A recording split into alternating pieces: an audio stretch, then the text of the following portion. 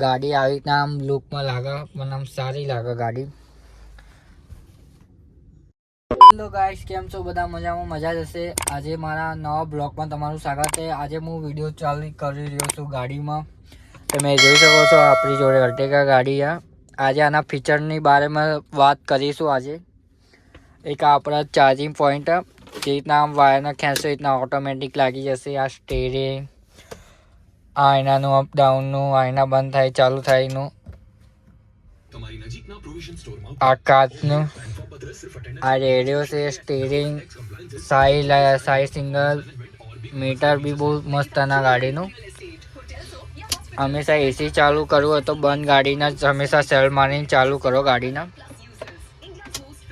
આ જો એસી ચાલુ કરવું હોય તો હંમેશા આ કરો ને એ સીટને દબાવી દો, એસી ચાલુ, લાઇટ થઈ જશે અહીંયા. આ થઈ ગયું આપણું એસી ચાલુ. અને આ છે આપણું હેન્ડલ. આમ તો સારી ગાડી છે. અત્યારની જે અર્ટિગા આવે એને અહીંયા એસી નહીં આવતું, બાકી અહીંયા એસી આવે. તો ઘણા લોકોને ખબર હશે અત્યારનું જે મોડલ આવે એ. આપણું આ 2025નું મોડલ અર્ટિગા છે. ગાડી આવી રીતના આમ લુકમાં લાગે, મને આમ સારી લાગે ગાડી. ફીચર સીએનજી પેટ્રોલને બી મળી જાય ગાડીમાં. અહીંયા એસી વેન્ટ મળી જાય. આ બંધ છે, આના આમ કરશો એટલા જ થઈ ગયા જો એસીને હવાનું. આ કોલ્ડ્રિંક ટાઈપ પાણીની બોટલ મૂકી હોય ને, આપણા ગેર અર્ટિગાના. આ હેન્ડ બ્રેક, એસીના એડજસ્ટ કરવું હોય તમારી હિસાબથી. આ જોઈ લો આપણો પાછળનો લુક. આ અત્યારની ગાડીમાં અહીંયા એસી આવે. હું વાત કરતેલો ને બી હાલે અહીંયા એસી આવે. પણ આપણે જે જૂનું મોડલ હોય ને 25નું મોડલ અહીંયા એસી આવે. આ એસી સારું છે અહીંયા કરતાં. અહીંયા જ્યાદા કુલિંગ આવે.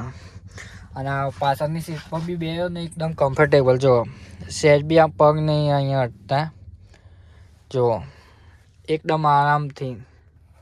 આમ તો કમ્પ્લીટ ગાડી અર્ટિગા બહાર. અને લુકની વાત કરું તો જોઈ લો આટલી ફેસ. આ સીએનજી બાટલો આવી જાય અહીંયા, ગેસ સીએનજી સ્ટીકર બી લાગેલું હોય તમે જોઈ શકો છો. આ બોટલ હોલ્ડરનું છે, અહીંયા બોટલ ભરાવાનું. અને સેફટીની વાત કરું તો જો આપણે સીટ એડજસ્ટ બી કરી શકાય. સેફટી અહીંયા બી હશે. જો સિલિન્ડર આપ્યો, ગુડ અર્ટિગા. બાકી જો આગળથી કેવો એ લુક લાગે. અને હું પાછળ બેહું પણ મને આમ ફીલ નહીં થતું કે આમ થકાન હોય. બાકી આમ કમ્ફર્ટેબલ ગાડી અર્ટિગા. પાછળનો ફેસ આ આપણી અત્યારે સીટો અહીંયા પારેલી છે એકલા માટે. બાકી અર્ટિગા આવી ગાડી લાગે જો પાછળથી. આ સીએનજી બાટલાની જો ફેસ, સીએનજી બાટલો.